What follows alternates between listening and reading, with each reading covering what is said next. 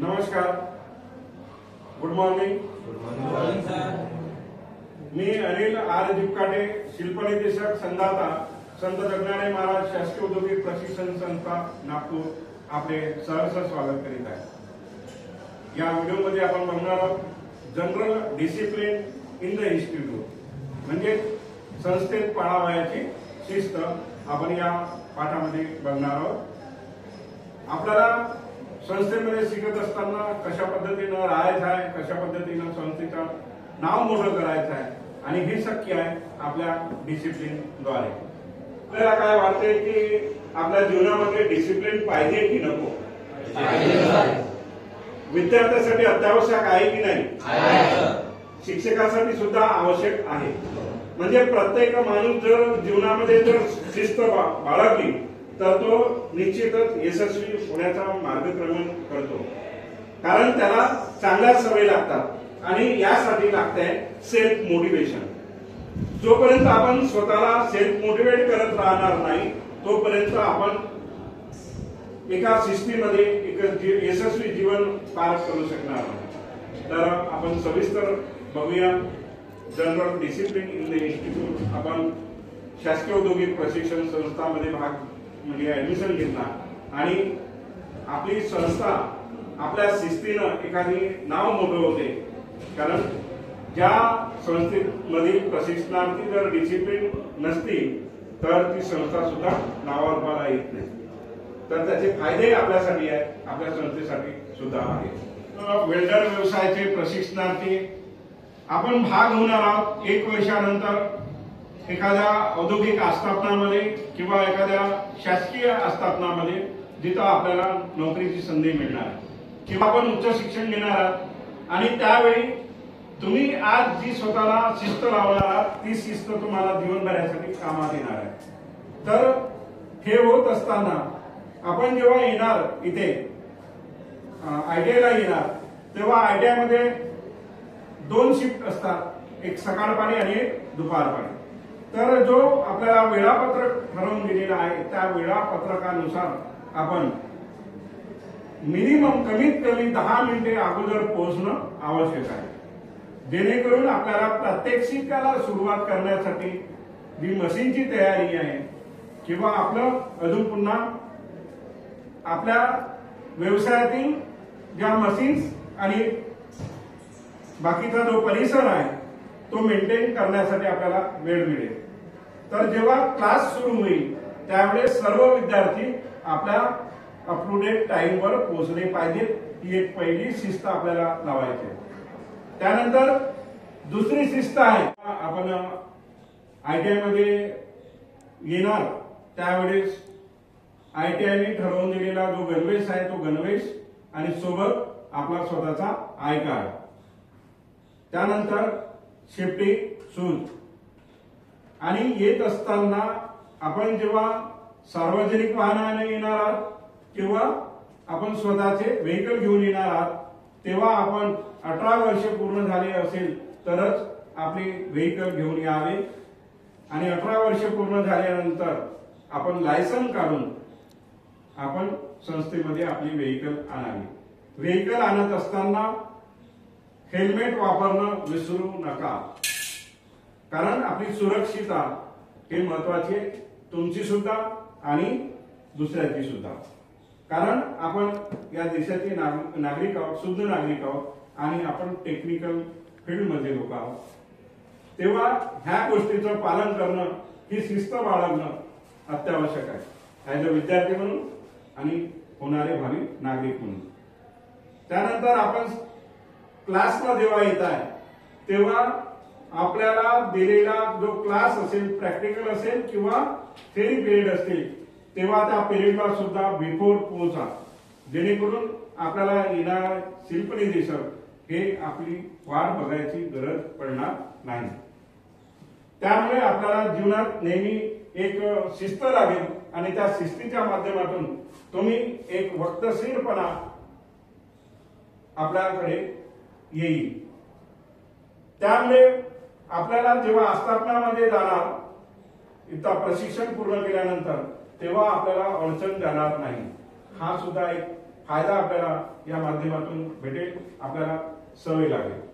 जेव्हा तुम्ही वर्कशॉपमध्ये येता तेव्हा आपल्या व्यवसायामध्ये ज्या मशीन्स असतील प्रत्येकाने मशीन विभागणी करून दररोज आपल्या मशीनची सफाई करून घेणे, त्यानंतर तिला लागणारा ऑइल असेल, कनेक्शन असतील बरोबर आहेत की नाही हे सुद्धा तपासणे, याची सुद्धा जबाबदारी ही प्रशिक्षणार्थ्यांची आहे आणि ती स्वतः जबाबदारी आपल्याला घ्यायची आहे. आपण क्लासरूम मध्ये बसणार आहोत, तो क्लासरूम यूज करणार आहोत, तेव्हा त्या क्लासरूम मध्ये कुठलाही घाण होणार नाही याची काळजी घ्यावी आणि तो क्लासरूम आपल्यानंतर सुद्धा काही नवीन प्रशिक्षणार्थी त्याला वापरणार आहे तेव्हा तो क्लासरूम त्यांच्यासाठी अप टू डेट राहील याची सुद्धा दक्षता घ्यावी, ही शिस्त नेहमी बाळगावी, जेणेकरून आपल्याला चांगल्या सवयी या दरम्यान लागतील आणि हे आपल्याला आयुष्यभर हे पुरणार आहे. सोबतच जेव्हा तुम्ही येता संस्थेमध्ये वेगवेगळ्या भागातून विद्यार्थी येतात, वेगवेगळ्या क्षेत्रातून विद्यार्थी येतात, वेगवेगळ्या गावातून जेव्हा पोरं येतात तेव्हा एकमेकांसोबत मैत्रीची भावना ठेवावी, कोणासोबतही वाद निर्माण करू नये. आपण व्यवसायामध्ये असताना, व्यवसायामध्ये प्रशिक्षण घेत असताना आपले जे 20 स्टुडंट असतील, प्रशिक्षणार्थी असतील आणि सोबतच दुसऱ्या बॅचचे, तेव्हा आपल्या व्यवसायातून दुसऱ्या व्यवसायामध्ये आपण भटकू नये, बिना परवानगी दुसऱ्या व्यवसायामध्ये जाऊ नये. जर शिल्पनिदेशक आपल्याला काही कामानिमित्त पाठवत असतील तेव्हा आपण त्यांची परवानगी घेऊनच त्या व्यवसायामध्ये, त्या ट्रेडमध्ये जावं, ही सुद्धा आपल्याला शिस्त बाळगायची. सोबतच जेव्हा आपण प्रशिक्षण घेत आहोत, प्रात्यक्षिक करत आहोत, तेव्हा विदाऊट परवानगी म्हणजे बिना विचारल्याने आपण कोणतेही मशीनला हात लावू नये. जोपर्यंत आपले शिल्पनिदेशक आपल्याला सांगत नाही आणि त्या मशीन बद्दल माहिती देत नाही तोपर्यंत कोणत्याही मशीनला आपण हात लावू नये.